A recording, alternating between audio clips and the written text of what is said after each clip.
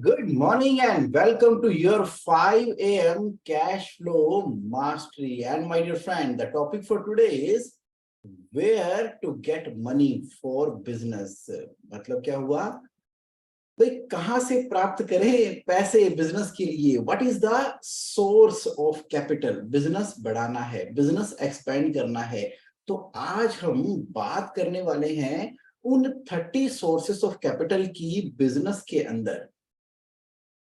एक नहीं, दो नहीं, total 30 sources of capital money business के अंदर किस तरह से आप अरेंज कर सकते हैं, क्रिएट कर सकते हैं बिजनेस के लिए, उसके ऊपर एक इन डेप्थ एनालिसिस करने वाले हैं आज के सेशन के अंदर। तो अब ना इस सेशन को बहुत ही स्पेसिफिक, टू द पॉइंट और क्रिस्प रखेंगे so that you get the real value। और अब ना एक ब्रॉड पर्सपेक्टिव के साथ में आप आ जाओ। इससे पहले एक क्वेश्चन आपने अपने माइंड से पूछना है, क्या कि why you need money in business। जब आपको स्पेसिफिकली पता लगेगा ना कि मुझे किस पर्पस के लिए पैसे चाहिए, तो तब आप ना उसको रिसीव करने के लिए एक नहीं कई रास्ते खुल जाएंगे। क्या मतलब हुआ? आप कहते हो कि मुझे मार्केटिंग एडवर्टाइजिंग करनी है, उसके लिए बहुत सारे पैसे चाहिए। अरे उसके लिए तो एक बार्टर सिस्टम भी तो हो सकता था। मान लीजिए आपने टाइम्स ऑफ इंडिया के साथ में एक टाई अप किया और उन्होंने आपकी विजिबिलिटी पूरे के पूरे इंडिया में बना दी, और उसके बदले में टाइम्स ऑफ इंडिया को आप बिल्डर हो, कॉन्ट्रैक्टर हो, डेवलपर हो, 2 फ्लैट आपने ऑफर कर दिए। तो क्या हुआ? एक तो आपकी इन्वेंटरी निकली, ऊपर से आपकी विजिबिलिटी बन गई। तो बार्टर सिस्टम, तो ये भी तो एक तरीका हो सकता था। तो नहीं तो क्या किया? बैंक से ओवरड्राफ्ट लिमिट, सीसी लिमिट लेके पैसा लिया और एडवर्टाइजमेंट के ऊपर खर्च दिया। अब उसका बेनिफिट मिला कि नहीं मिला, इधर से बैंकों का ब्याज शुरू हो गया। यस, हल्का सा इशारा मैंने आपको कर दिया है कि सबसे पहले ना आपको पूरी तरह से क्लैरिटी होनी चाहिए कि जो पैसा मुझे चाहिए बिजनेस के लिए वो क्यों चाहिए। तो अब ना एक बार उन 30 सोर्सेस की बात कर लेते हैं जहां से आप मनी को अरेंज करने वाले हैं। In depth analysis. सबसे पहला है कैश फ्रॉम ऑपरेशंस। मतलब क्या हुआ? आप अपनी बिजनेस का क्या बनाएंगे? Cash flow statement. कब बनाएंगे? हर महीने। जब आप हर महीने कैश फ्लो की स्टेटमेंट बनाते हो ना, तो आपको पता लगता है कि भाई प्रॉफिट एंड लॉस अकाउंट में मेरे बिजनेस में प्रॉफिट तो आ रहा है, लेकिन मेरा बिजनेस प्रॉफिट के अलावा क्या सच में मनी भी जनरेट कर रहा है, कैश फ्लो भी जनरेट कर सकता है। बिजनेस में ना प्रॉफिट हो सकता है, लेकिन जरूरी नहीं है कि प्रॉफिट जो है इक्वल टू मनी हो। क्यों? मान लीजिए आपने 2 करोड़ रुपए देकर चाइना से कंटेनर खरीद लिया। पैसे तो चले गए आपके, और आपके पास कंटेनर आ गया। अब ये कंटेनर आया मोबाइल फोन का और आपने उसको बेच दिया। कहां पर? गफार मार्केट में। और वहां से पेमेंट आनी है 3 महीने के बाद। आपने जो बेचा वो 2.5 CR के अंदर बेच दिया, 2.5 करोड़ में। 2 करोड़ का खरीदा, 2.5 करोड़ में बेच दिया, लेकिन 2.5 करोड़ की पेमेंट आएगी 3 महीनों के बाद में। प्रॉफिट है क्या बिजनेस के अंदर? यस, 50 लाख का प्रॉफिट है बिजनेस के अंदर। वो कैसे है? क्योंकि भाई 2 करोड़ का माल खरीदेंगे, 2.5 करोड़ का बेचेंगे, तो 50 लाख का तो प्रॉफिट होगा। लेकिन कैश फ्रॉम ऑपरेशन है क्या? कोई ऑपरेशन प्रॉफिट नहीं है। इनफैक्ट 2 करोड़ रुपए माइनस में चले गए। तो अब बिजनेस को और पैसे चाहिए होंगे। तो कहने की बात ये हुई कि सबसे पहला, सबसे बड़ा सोर्स आपके पैसे का ना आपका बिजनेस ही है। इस तरीके का बिजनेस मॉडल होना चाहिए जो कि कैश फ्लो जनरेट करता है। देखो ना, ये देखो क्या निकाला आपने। सबसे पहले आपने cash flow from operating activity निकालने के लिए क्या किया? Net income. Profit and loss account में अगर 2,30,000 रुपए का प्रॉफिट आ रहा है, तो this is the figure, net cash provided by the operating activity. यानी कि प्रॉफिट में कुछ जमा किया, कुछ घटा किया। जमा क्या कर दिया? डेप्रिसिएशन। घटा क्या कर दिया? अकाउंट रिसीवेबल बढ़ गए, प्रीपेड एक्सपेंसेस बढ़ गए, अकाउंट पेबल कम हो गए। यानी कि वर्किंग कैपिटल का बढ़ गई है। वर्किंग कैपिटल बढ़ गई है तो क्या होगा? पैसा तो बिजनेस का बिजनेस के अंदर ही लग गया। तो अब आप समझिए this figure, THIS, this figure कौन सी है, कैश फ्रॉम ऑपरेटिंग एक्टिविटी। ये आपने कंसिस्टेंटली मंथ बाय मंथ हर बार देखना है, क्योंकि your business is now become money making engine, ना कि मनी ईटिंग मॉन्स्टर। सेकंड क्या है, सेकंड है सेल ऑफ एसेट। आपके पास जो भी अनप्रोडक्टिव, अनयूटिलाइज्ड, नॉन इसेंशियल और जिसके अंदर कोई स्कोप नहीं है कि फ्यूचर में रिटर्न ऑन इन्वेस्टमेंट आएगी ना, अब वो एसेट बस पड़ा हुआ है, पूरा का पूरा आपके कैश फ्लो को सही करने के लिए, जनरेट करने के लिए, मनी को और बिजनेस के रिक्वायर करने के लिए अब डिसीजन ले लो डिसीजन। जिस भी रेट पे वो बिक रहा है उसको बेच दो, कोई फायदा नहीं है कि उस अनप्रोडक्टिव, अनयूटिलाइज्ड, नॉन इसेंशियल और जिसके ना बढ़ने की संभावना है, आपका प्लॉट उस जगह पर है जहां पर 10 साल का जो गवर्नमेंट का मास्टर प्लान है वो भी नहीं आने वाला।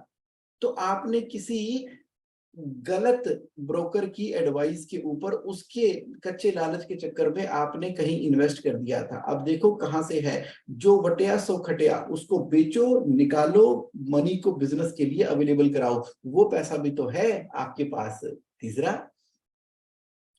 तीसरा है डेप्रिसिएशन की पॉलिसी। ये क्या होता है, डेप्रिसिएशन की पॉलिसी का मतलब ये है कि आपने अगर इस पॉलिसी को लगा दिया, कौन सी, जिसके अंदर जब भी हर महीने आपके प्रॉफिट एंड लॉस अकाउंट के अंदर आप डेप्रिसिएशन डालते हो, हर महीने डेप्रिसिएशन जितना डलता है ना, अब डेप्रिसिएशन में एक्चुअल पैसे का तो आउटफ्लो होता नहीं है, तो बिजनेस में कहीं ना कहीं घूम जाता है। तो आपने क्या किया, एक कैपेक्स बैंक अकाउंट बनाया।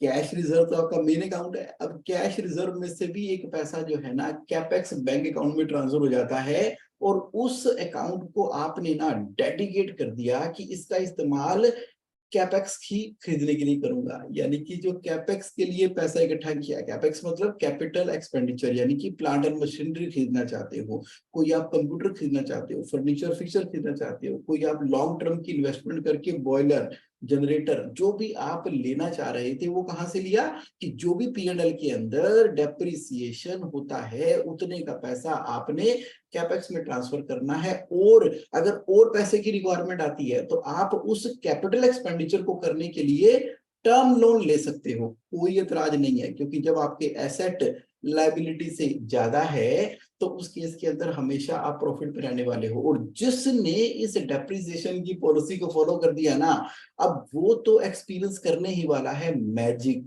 किसका, कंपाउंडिंग इफेक्ट का। क्यों, क्योंकि P&L के अंदर डेप्रिसिएशन डाला, उतना पैसा निकाल के कैपेक्स में डाला, जब भी कोई मशीनरी एसेट खरीदना है यहीं से खरीदना है, पैसे कम पड़े तो टर्म लोन ले लिया, और आपका बिजनेस ना दिन दूनी रात चौगुनी कंपाउंडिंग इफेक्ट के हिसाब से तरक्की करता ही रहेगा, करता ही रहेगा, करता ही रहेगा। क्योंकि भविष्य के लिए जो डेप्रिसिएशन का अमाउंट है वो ऑलरेडी आपने री इन्वेस्ट करने की पॉलिसी बना दी है, तो बाकी मनी तो फिर आप अवेलेबल करा ही लोगे। ये पॉइंट नंबर 3 है, जिसने समझ लिया। तो पॉइंट नंबर 4 क्या है, कॉस्ट सेविंग। अब ना एक कैंपेन छेड़ दो अपनी कंपनी के अंदर, जहां भी फालतू कॉस्ट हो रही है ना, क्या करना उसके लिए, आपने ना उसके लिए एक रिस्पॉन्सिबल पर्सन के नाम को हर एक लाइन आइटम के हिसाब से लिख लो। यानी कि जितनी भी तरह के खर्चे आपकी कंपनी में होते हैं, सीरियल नंबर 1 2 3 4 5 से लेके जितने भी खर्चे हैं, यानी कि salary, electricity, telephone, wages, repair maintenance, selling and sales and promotion, printing and stationery, packing expenses, this that and every expenses, एक से लेके जितने भी खर्चे हैं सीरियल वाइज लिख दिए। अब हर खर्चे के सामने एक रिस्पॉन्सिबल पर्सन का नाम लिख दिया कि ठीक है, ये जो पैकिंग के खर्चे है ना, इसके आगे नाम आ गया सुरेश कुमार जी का। अब सुरेश कुमार जी को आपने कहा कि देखो भी पैकिंग के एक्सपेंसेस पे थोड़ा नजर रखो, कि हम जो खरीदते हैं, जो हम बेचते हैं पैकिंग मटेरियल, उसकी कंजम्पशन सही हो रही है ना, 2% होनी चाहिए। तो अभी कितनी हो रही है, कोई देखने वाला ही नहीं है। क्यों,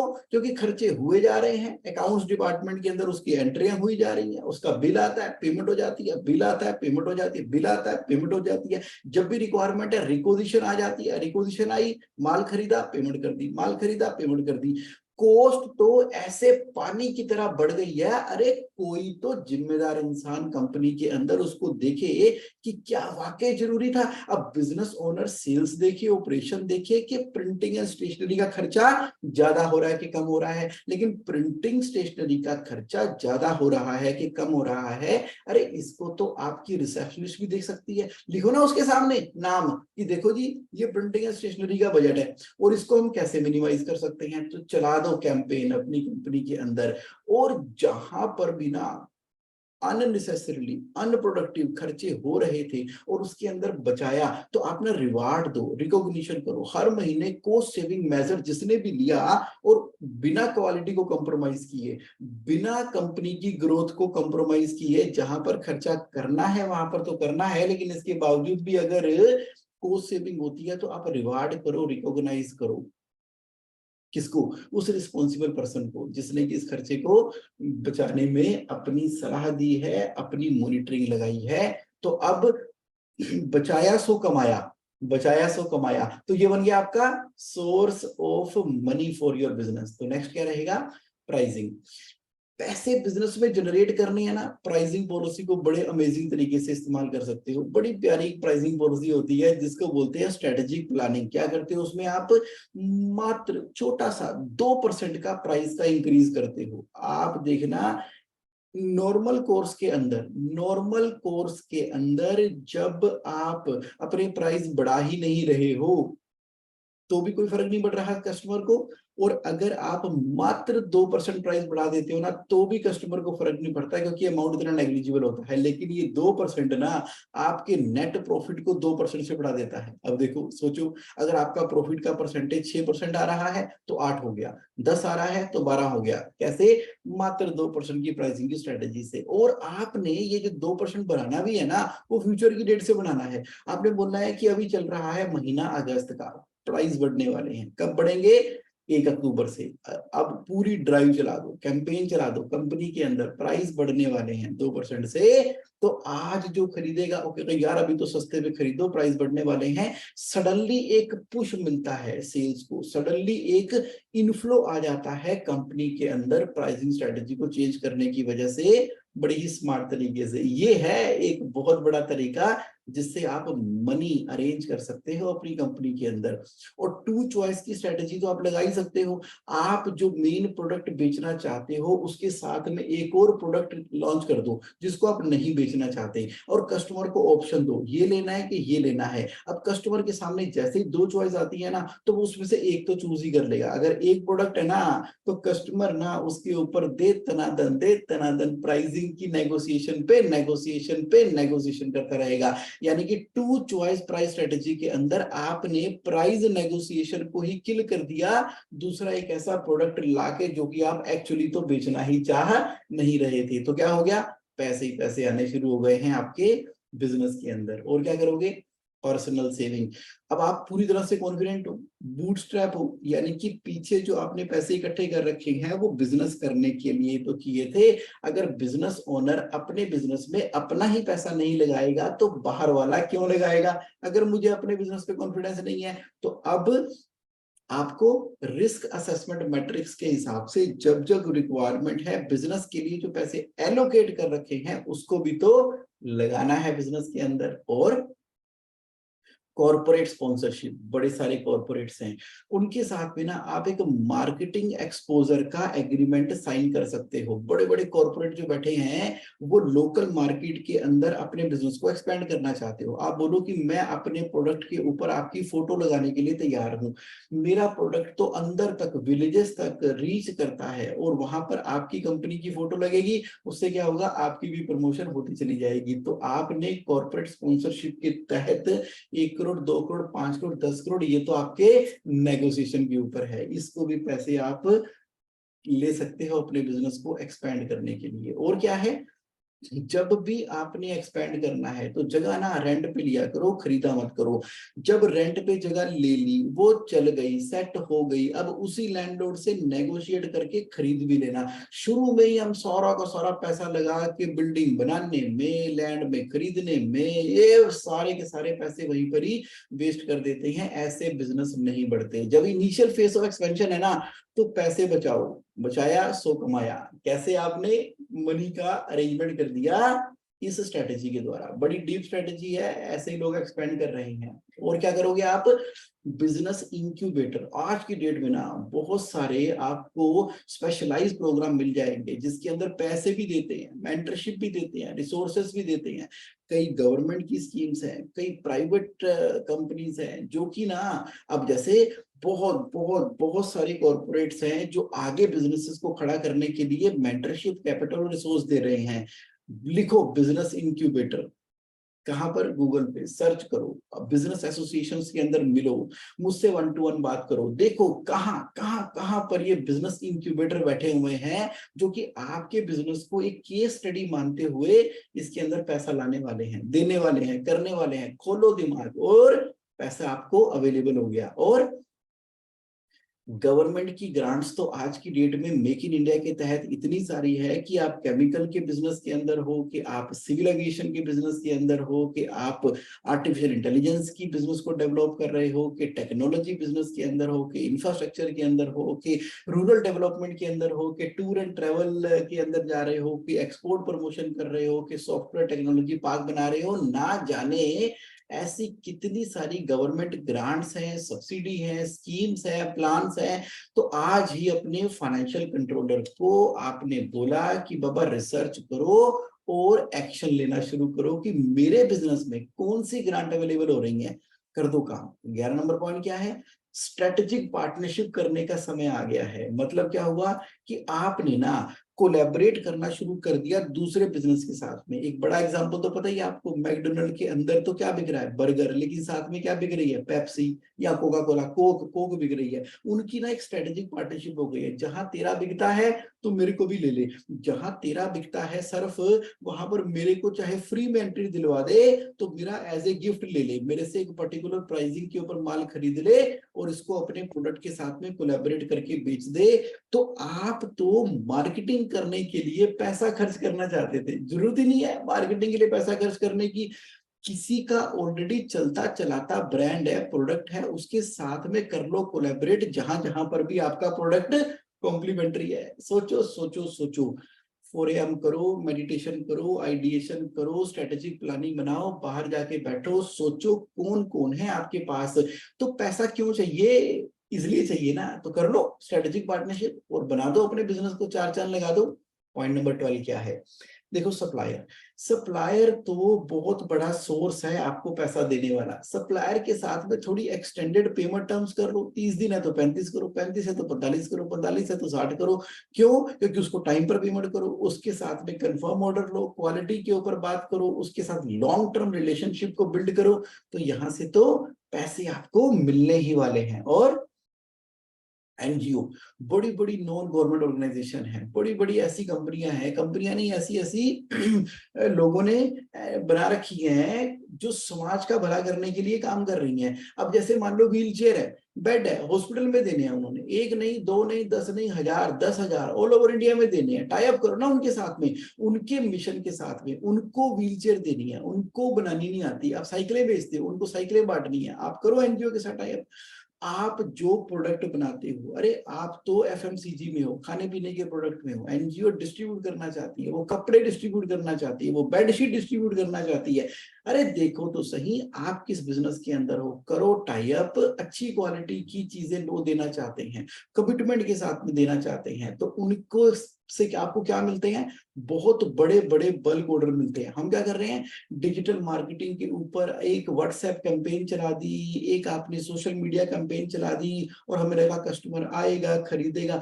अरे सीधा का सीधा एनजीओ के साथ में टाई अप करो, और उसका बहुत बड़ा नेटवर्क है, उसने तो हजारों लाखों करोड़ों रुपए तो खर्चने, तो करो ना टाई अप, क्यों नहीं करते। अरे वाह, इस एरिया के अंदर बहुत डिटेल में काम किया जा सकता है। और ऑनलाइन लैंडिंग प्लेटफॉर्म ना बहुत हैं आज की डेट में जो पैसा देते हैं आपको, जैसे कि फिनटेक। फाइनेंशियल और टेक्नोलॉजी का जो कॉम्बिनेशन होता है, जैसे क्रेडेक्स है, क्रेडेक्स KREDX, ask your financial controller, बात करो ना अपनी कंपनी के अकाउंटेंट की ड्यूटी लगाओ कि चलो भाई गूगल पे शुरू हो जाओ, रिसर्च करो ऑनलाइन लैंडिंग प्लेटफॉर्म आज की डेट में कौन कौन से हैं। इधर आपने सेल का बिल काटा, ऑनलाइन लैंडिंग प्लेटफॉर्म पे गए, वहां पे अपलोड किया, पैसे आपके बैंक अकाउंट के अंदर आ गए।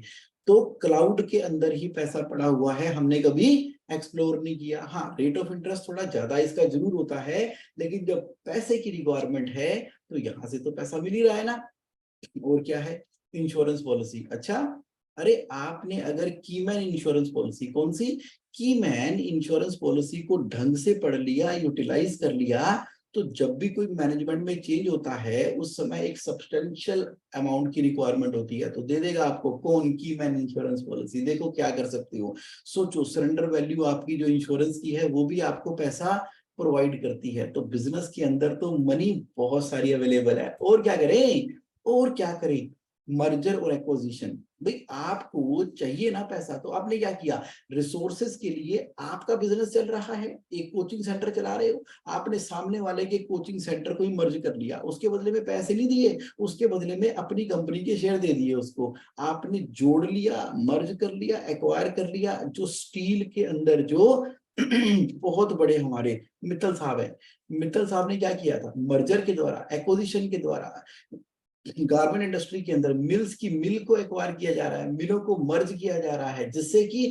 एक बहुत बड़ा एक यूनिक इकोसिस्टम बन गया। तो आप देखो पैसे की जरूरत नहीं होती हमेशा, आप जिस मार्केट में छा जाना चाहते हो वहां पर आप M&A की स्ट्रेटेजी के द्वारा अपने बिजनेस के लिए पैसों का इंतजाम कर सकते हो। और प्रेफरेंस शेयर, मान लीजिए आप बहुत सालों से काम कर रहे हो, 25 साल हो गए आपको बिजनेस करते हुए, बहुत सारे लोग आपको समाज में जानते हैं, आपके सप्लायर, आपके कस्टमर, आपके दोस्त, आपके पड़ोसी, और ना जाने कौन कौन, कितनी बिजनेस एसोसिएशन के आप पार्ट हो, कितने सारे कोचिंग ग्रुप्स के अंदर आप जाते हो, उसके अंदर आप पार्टिसिपेंट हो। अब बिजनेस बढ़ाना है तो कराओ एक इन्वेस्टर मीट, इन्वेस्टर मीट कराओ, अपने यारों दोस्तों चाहने वालों को बुलाओ, अपने बिजनेस के 10 साल की परफॉर्मेंस दिखाओ, अगले 3 सालों में क्या करने जा रहे हैं वो बताओ, कैपिटल की क्यों रिक्वायरमेंट है उसके बारे में बताओ, और लगा देंगे आपके चाहने वाले आपके बिजनेस के अंदर 5 लाख, 10 लाख, 20 लाख, 50 लाख, 2, 4, 5, 10 करोड़ रुपए तो आप वैसे ही इकट्ठे कर लोगे इन्वेस्टर मीट के द्वारा। प्रेफरेंस शेयर आपको इशू करने हैं, किसके अंदर, अपनी कंपनी के अंदर। तो आ गया ना पैसा,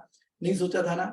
चलिए, अब ये तो सदाबहार है ही है बैंक। अब बैंक से भी बड़े तरीके से पैसे लेने हैं आपने। बैंक से ना आप बैंक की गारंटी ले सकते हो कि ठीक है जी मैं सप्लायर को पेमेंट करूंगा, लेकिन उसको पैसे नहीं दे रहा सप्लायर, भैया तो मेरे से बैंक की गारंटी ले ले, तेरे को मैं पेमेंट करूंगा ही करूंगा। तो इसमें क्या हुआ, पैसे कम लगे। अब बैंक गारंटी इशू करने के लिए अगर आपके पास स्टॉक है, इन्वेंट्री है, कोलैटरल की प्रॉपर्टी है, तो जरूरी थोड़ी है कि FD करा के ही बैंक गारंटी मिलती है। इन सब रिसोर्सेज के अगेंस्ट में भी आप बैंक गारंटी इशू कर सकते हो सामने वाले को। तो आपको माल मिल गया, माल बनाओ, माल बेचो और पैसे इकट्ठे करो, सिर्फ बैंक गारंटी के द्वारा। किसने दिया आपको, बैंक ने। उसी तरीके से आप लेटर ऑफ क्रेडिट भी तो दे सकते हो कि आज आपने उसको 45 डे की LC बैंक से खोल के दे दी against the collateral of stock, debtor and your property. तो अब आपको माल मिल गया, उसको रोटेट करो, इन्वेंट्री टर्न बढ़ाओ, पैसा कमाओ, पैसा ही पैसा। और अब देखो बिल डिस्काउंट कराओ, यहाँ पे आपने सेल कर दिया, पैसे आएंगे 45 डेज के बाद में।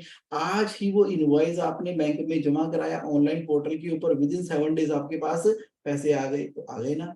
चैनल फाइनेंस, आप सेल करते हो, डिस्ट्रीब्यूटर को माल बेच दिया, सीधा का सीधा टाटा कैपिटल ने आपको पैसे दे दिए। और आपने क्या किया, डिस्ट्रीब्यूटर अपने आप पैसे देता रहेगा ना टाटा कैपिटल को, आपने तो चैनल फाइनेंस करवा दिया। आपने एक्सपोर्ट करते हो, कंफर्म एक्सपोर्ट ऑर्डर आपके हाथ में है, तो आप जब एक्सपोर्ट कर ही रहे हो तो उसके अगेंस्ट में बैंक तो आपको पैसा दे ही देगा। और क्या करना है, लोन अगेंस्ट प्रॉपर्टी, जो आपने एडिशनल प्रॉपर्टीज बना रखी है उसके अगेंस्ट में आप क्या ले सकते हो, लैप ले सकते हो। और इक्विपमेंट फाइनेंस कर सकते हो। इक्विपमेंट फाइनेंस का मतलब हो गया, इक्विपमेंट फाइनेंस का मतलब हो गया कि आपने मान लीजिए जो भी प्रॉपर्टी लेनी है, जो भी कोई प्लांट एंड मशीनरी लेनी है, वो आपका इक्विपमेंट कहलाता है, उसको आप फाइनेंस करा सकते हो।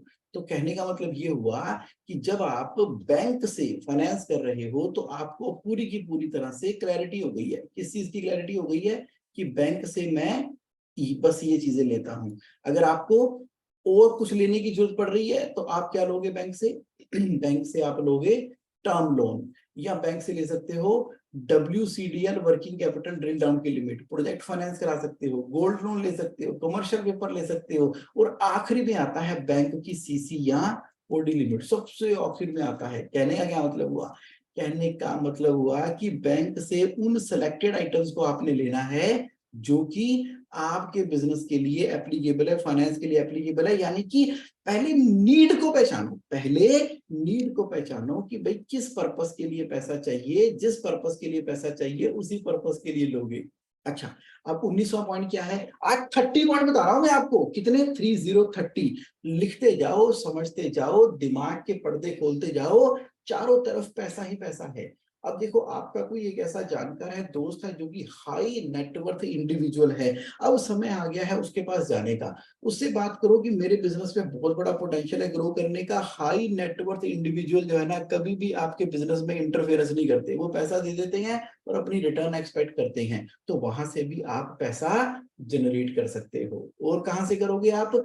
क्राउड फंडिंग के द्वारा। बहुत सारे ना छोटे छोटे ग्रुप बने हुए हैं इन्वेस्टर्स के, वहां पर आप अपनी पिच डेक बनाओ, यानी कि वहां पर आप एक PPT बनाओ जिसके अंदर अपने प्रोजेक्ट की टेक्निकल वायबिलिटी, अपने प्रोजेक्ट की फाइनेंशियल वायबिलिटी, अपने प्रोजेक्ट की ग्रोथ और फ्यूचर पर्सपेक्टिव दिखाते हो, तो क्राउड फंडिंग में वो इन्वेस्टर ग्रुप आपको पैसा देते ही देते हैं। और क्या करोगे आप ना एंजल इन्वेस्टर के पास जाओ। सेबी में लिस्टेड फंड होते हैं, 2 करोड़ से ऊपर की कैपिटल होती है उनकी, और वो पैसा देते हैं आपको। वहां पर भी क्राउड फंडिंग की तरह आपने जाना है और अपने को प्रेजेंट करना है, और वहां से आपको क्या मिलेगा? पैसा मिलेगा, पैसा। और अब कुछ ऑर्गेनाइज्ड कॉर्पोरेशंस हैं जो प्राइवेट इक्विटी प्रोवाइड करती हैं बड़े ही ऑर्गेनाइज तरीके से, जैसे ब्लैकस्टोन है और ऐसे ही प्राइवेट इक्विटी फर्म्स हैं। ये आपके लिए बेस्ट चॉइस है जब आप एक स्केल हासिल कर चुके हो और अब आप सीधा IPO में नहीं जाना चाहते, तो थ्रू प्राइवेट इक्विटी के रूट जाओगे, ये सबसे बेहतरीन चॉइस रहती है। और अब समय आ गया आपके पास कहाँ जाने का? अपना IPO लॉन्च करने का, मतलब इनिशियल पब्लिक ऑफरिंग। चाहे आपकी टर्नओवर 12.5 करोड़ की है तो ड्रोन डेस्टिनेशन ने IPO लॉन्च कर दिया, चाहे आपकी टर्नओवर 80 करोड़ की है, सर्वोटेक पावर ने अपना IPO लॉन्च कर दिया। तो टर्नओवर कोई क्राइटेरिया नहीं है, आपका बिजनेस प्रॉफिटेबल है पिछले 3 सालों से, आपके अंदर पोटेंशियल है और आपके बिजनेस में दम है, पब्लिक को आप बहुत ही अमेजिंग तरीके से फ्यूचर दिखा सकते हो, तो अब आपको ना IPO लॉन्च कर ही देना चाहिए ताकि सफिशिएंट एप्रोप्रिएट मनी आपके बिजनेस के अंदर आ जाए। अब एक बार जब आप लिस्ट हो गए ना, तो आपके लिए रास्ता खुल गया डिबेंचर इशू करने का। आपने एक बार IPO लिस्ट कर दिया ना, तो आपके लिए रास्ता खुल गया पब्लिक डिपॉजिट लेने का। तो पैसे ही पैसे अब आपके पास बिजनेस के एक्सपेंशन के लिए अवेलेबल हो जाएंगे। लोग खुद बोरियां थैले भर भर के आपके पास मनी देने के लिए आ रहे हैं, क्योंकि आपके बिजनेस में दम है, आपके बिजनेस प्लान के अंदर दम है।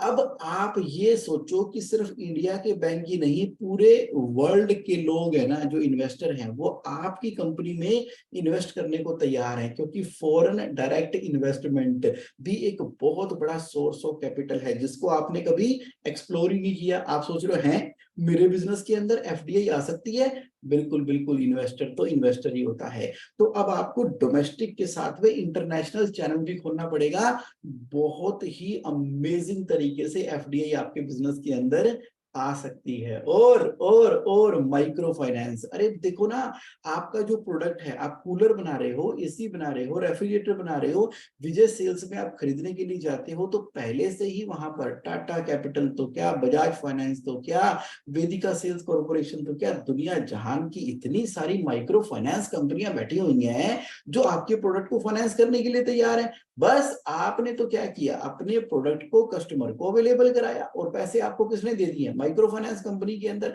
अब माइक्रो फाइनेंस कंपनी अपने आप आपके कस्टमर से पैसे लेती रहेगी, भाई अल्टीमेटली मनी ही चाहिए थी ना, तो इस ऑप्शन को क्यों एक्सप्लोर नहीं कर रहे? अब तो आपकी बैटरी भी बिकती है माइक्रो फाइनेंस में, अब तो इन्वर्टर भी बिकता है माइक्रो फाइनेंस के अंदर, क्यों नहीं बेचते? आप तो सर्विसेज भी बेच सकते हो माइक्रो फाइनेंस के अंदर, पैकेज बना के सर्विसेज बेचनी होगी, चाहे आप ट्रैवल के बिजनेस के अंदर हो, चाहे आप कंसल्टेंसी के बिजनेस के अंदर हो, पैकेज पैकेज बना के आप अपनी सर्विसेज को बेचो और पैसे ही पैसे प्राप्त करो। और क्या है? बार्टरिंग। मैंने शुरू में बताया था ना कि बार्टरिंग एक बहुत ही पावरफुल और इफेक्टिव तरीका है, लेकिन बहुत ही इग्नोर्ड तरीका है। हमें अगर मान लो ऑल ओवर इंडिया में एडवर्टाइजमेंट करनी है तो कर देगा ना टाइम्स ऑफ इंडिया, उसके बदले में आपसे जो प्रोडक्ट आप बेचते हो उसमें ले लेगा। आपको रेंट पे जगह लेनी है, लैंडलॉर्ड से जगह रेंट पे ले लो, लेकिन रेंट पे मत करो। उसके बदले में अपनी प्रोडक्ट और सर्विसेज उसको और उसके परिवार को और उसकी ग्रुप कंपनियों को प्रोवाइड करो। वो बोलेंगे बढ़िया हो गया, तुम मेरी जगह इस्तेमाल करो और मैं तुम्हारे प्रोडक्ट इस्तेमाल करूंगा। तो पैसों की रिक्वायरमेंट यहां से पूरी आपकी हो गई है। और क्या करना है आपको? Mezzanine financing. अरे ये क्या होता है? नाम ही बड़ा कॉम्प्लिकेटेड है। देखो ऐसा है, ये जो फाइनेंशियल इंस्टीट्यूशंस है ना, वो आपको डेब्ट और इक्विटी का मिला जुला कॉम्बिनेशन देती है। कहते कितने पैसे चाहिए? 25 करोड़ चाहिए, ये पकड़ो 25 करोड़ रुपए। उसमें से 5 करोड़ रुपए की हो गई इक्विटी और 20 करोड़ का हो गया डेब्ट। और ये डेब्ट भी क्या है? कन्वर्टिबल इनटू इक्विटी है। जब भी आप अपने प्रोजेक्ट को बड़ा करने के बारे में सोचोगे ना, तो ये औखा सा नाम देख लो, मेजेनाइन फाइनेंसिंग। ये डेब्ट और इक्विटी का कॉम्बो होता है जो कि फाइनेंशियल इंस्टीट्यूशन प्रोवाइड करते हैं। और अब सबसे दिलचस्प, इंटरेस्टिंग और अमेजिंग पॉइंट नंबर 30, जहां से आपने एक्सपेक्ट भी नहीं किया होगा पैसे यहां से आ जाएंगे। और वो क्या है पॉइंट नंबर 30? वो है सप्लायर एज इन्वेस्टर। आहा, आपने किसी सप्लायर की पेमेंट कर ली है, 3 करोड़ आउटस्टैंडिंग हो चुके हैं, 3 CR आउटस्टैंडिंग हो चुके हैं। आप उसको बोलते हो कि देखो जी, जो आपके पैसे मैंने आपको देने थे ना, अगर आप चाहो तो इसको अपनी कैपिटल मान लो और समझ लो आपने मेरे बिजनेस पे इन्वेस्ट किए हैं। इसके बदले आपको क्या मिलेगा? फ्यूचर में जो मैं प्रोजेक्ट करने वाला हूं उसके अंदर मैं आपको प्रॉफिट में हिस्सेदारी देने को तैयार हूं। 10%, 20%, 25% आपको प्रॉफिट मिलेगा। बहुत से सप्लायर तैयार हो जाते हैं क्योंकि वो भी ये बिजनेस करना चाहते थे। तो आपने क्या किया? सप्लायर को as a investor, supplier as a investor अब आपका तैयार हो गया है। उसको आप चाहे तो इक्विटी में भी होल्डिंग दे सकते हो। दिमाग है ना, क्रिएटिविटी है ना, सोचना है। क्या सोचते रहते हैं कि बैंक से लोन ले लो, सप्लायर रोज फोन करता है, उसको पेमेंट करनी है। तो यहाँ पर इस क्रिएटिविटी का भी इस्तेमाल किया जा सकता है। मुझे मालूम है आपके दिमाग में बहुत सारे क्वेश्चन आ रहे होंगे, तो है ना जीएसए ऑनलाइन, JSAonline.in पे जाके अपना क्वेश्चन पूछ लिया करो। और आज के लिए मेरा यही कंटेंट था, तो मैंने क्या किया? टू दी पॉइंट, स्पेसिफिक आपको 30, एक नहीं, दो नहीं, तीन नहीं, 30 सोर्सेस ऑफ कैपिटल बताए हैं आपके बिजनेस के लिए। तो जली दिमाग की बत्तियां, खुला दिमाग, एक्सपैंड होरिजन क्रिएट हुआ आपका। क्या एक बहुत बड़ी पॉसिबिलिटी के साथ में आप सामने आ गए आज के डिस्कशन के बाद। तो बताओ, जो मेरे साथ लाइव हैं, तो बताओ जी कैसा लगा आज का सेशन आपको, और क्या ओपन अप हुआ आज आपको इस सेशन के अंदर। आज तो बहुत सारे पार्टिसिपेंट हैं। देवदत्त भाटिया जी, संजय नरवाल जी, के महेश्वरी जी, कुलजीत महाजन जी, मुरेश जी, मितिन जी, प्रजांजल जी, संजय अग्रवाल जी, सेल्वम जी, श्रीवासन कुट्टी जी, सुधीर सिंघल जी, सुरेंद्र नावेद जी, सुरेंद्र जैन जी, सुशील धवन जी, बताओ बताओ सारे बताओ जरा कैसा रहा। आप तो एकदम लाइव हो सुबह 5 AM के सेशन में, यानी कि अब आपके माइंड के अंदर ना प्रेजेंट हुआ। अब क्या करना है, ये सेशन जैसे ही मैं क्लोज करूंगा, पेपर पेन लेके ना ब्रॉडली जो आपने आइडिया पिक किया है आज के सेशन से लिख लेना, डेलीगेशन शीट खोल देना और इसके ऊपर काम कर देना। बिजनेस के अंदर पैसा ही पैसा, 1 2 3 नहीं, 30 तरीके हमने डिस्कस किए हैं। संजय जी कह रहे हैं कि great session Jagmohan ji, thank you doctor साहब for your participation. Kuldeep ji कह रहे हैं as always very good, thank you. K Maheshwari ji, eye opener, खुल गई आंखें, क्योंकि एक नहीं कई सारे तरीके हैं।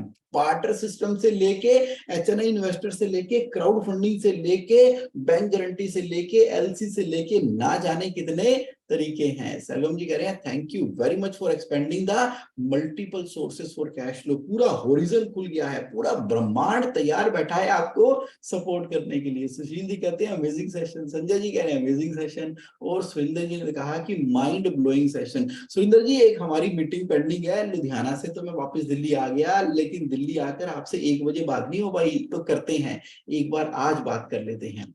देवदत्त जी कह रहे हैं you are comprehensive in all your topic. Thank you जी, थैंक यू। आपने ड्यूटी लगाई है तो मुझे तो इन डेप्थ स्टडी करके आपको वो हीरे मोती चुन के देने हैं। समुद्र की गहराइयों में मैं एक सांस रोक के अंदर तक जाता हूं और पूरी की पूरी चीजें निकाल निकाल के आपके लेके आता हूं, क्योंकि सैटरडे को भैया आप इतनी मेहनत से आते हो, तो मेरा फर्ज बनता है कि आपकी एक्सपेक्टेशन ना एकदम टॉप पे मैच करनी चाहिए, और वो सारे सोर्सेस आपको पता लगने चाहिए, आपका प्यार ही मेरी इंकरेजमेंट है। सुधीर जी कह रहे हैं right now we only look for CC और डू from bank, but there are so many other ways which we never think of. Eye opening session. Yes Sudhir ji, yes yes, दिल की बात कह दी आपने। ज्यादातर क्या हो रहा है सुधीर जी, जब मैं पूरे इंडिया में ट्रेवल कर रहा हूँ ना, सभी लोगों को एक ही बात मालूम है, पैसा चाहिए तो लोन ले लो, पैसा चाहिए तो लोन ले लो, वो भी बैंक से, वो भी सीसी लिमिट। तो आपने बहुत सही पॉइंट पकड़ा है।